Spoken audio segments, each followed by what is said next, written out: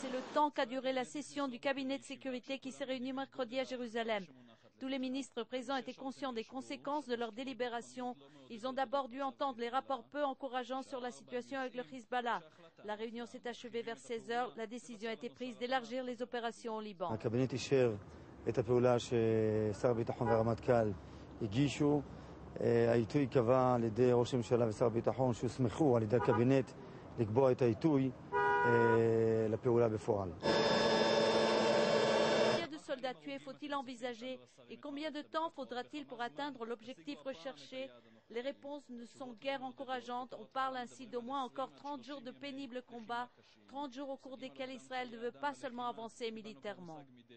השאלה לאיפה ילך האזור תלויה בין היתר לא רק בפעולות הצבאיות של ישראל, אלא גם בהחלטות של הקהילה הבינלאומית. Mais comment gérer simultanément les terrains diplomatiques et militaires?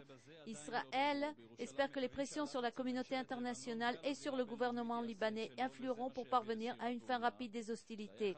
On affirme que la réunion du cabinet de sécurité a été l'une des plus houleuses qui se soit tenue au bureau du Premier ministre au cours de ces dernières années. La décision d'élargir les opérations de Tsahal au Liban a été approuvée par une majorité de 9 ministres contre seulement 3 abstentions. La question est de savoir ce qui arrivera en premier lieu, l'arrivée de Tsahal au fleuve du Litani ou le vote de l'ONU en faveur d'un cessez-le-feu.